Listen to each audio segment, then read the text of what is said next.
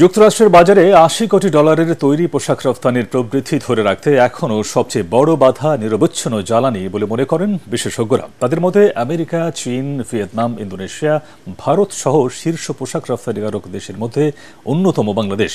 এ সুযোগকে কাজে লাগাতে রাজনৈতিক স্থিতিশীলতা ও আইন শৃঙ্খলার উন্নয়ন প্রয়োজন। উৎপাদন ও যোগাযোগ ব্যবস্থার প্রসারিত করতে হবে বলেও জানান তারা। শরফুল আলমের রিপোর্ট। তৈরি পোশাকের একক বাজার হিসাবে সবচেয়ে বড় রপ্তানিকারক দেশ মার্কিন যুক্তরাষ্ট্র। ইউরোপের বিকল্প বাজার হিসাবেও ধরা হয় আমেরিকাকে। নতুন প্রেসিডেন্ট হিসাবে ডোনাল্ড ট্রাম্প দায়িত্ব নেওয়ার 2 সপ্তাহের মাথায় কানাডা, মেক্সিকো ও চীন থেকে পণ্য আমদানিতে বাড়তি শুল্ক আরোপ করায় বাজারটি নিয়ে নতুন করে সম্ভাবনা তৈরি হয়েছে বাংলাদেশের পোশাকের।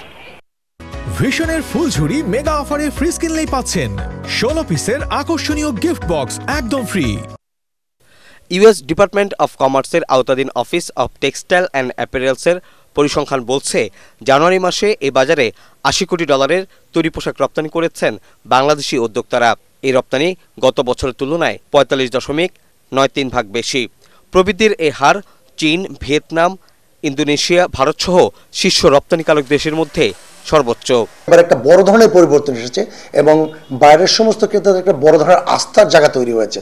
সবার একটা ধারণা তৈরি হয়েছে যে এই নতুন গভর্নমেন্ট বা নতুন সরকার একটা ভালো কিছু দিবে, একটা স্টেবল পরিবেশ তৈরি করে দেবে। একদম সিমেন্টাসলি চায়নার সাথে ইউএস এর যে দ্বন্দ্বটা সবসময় হয়ে যায় সেটা এক্সপেক্ট করে ক্রেতারা জুড়েছে। সো দুটো একসাথে আসাতে গ্রোথের মার্জিনটা অনেক বেশি, এটা রিফ্লেক্টও আমরা দেখতে পাচ্ছি। এই মার্জিনটা ধরে রাখতে হলে আমাদেরকে ক্রেতাদের আস্থা ফিরে আনতে হবে। ক্রেতাদের আস্থা ফিরে আনতে মানে তাদেরকে কোয়ালিটি ইনশিওর করতে হবে, ইন টাইম ডেলিভারি করতে হবে, কমিটমেন্ট ফিক্স করতে হবে।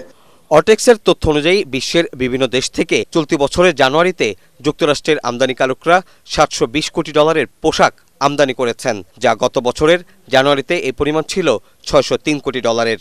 চলতি বছরের জানুয়ারিতে যুক্তরাষ্ট্রের তৈরি পোশাকের আমদানির হার বেড়েছে 19 ভাগ। চীনা পণ্যে অতিরিক্ত 10 ভাগ শুল্ক বসানোর কারণে চীন থেকে যুক্তরাষ্ট্রের ক্রেতারা ক্রয়াদেশ সরিয়ে নিচ্ছে, ফলে বাড়তি ক্রয়াদেশ পাওয়ার সুযোগ তৈরি হয়েছে বাংলাদেশের।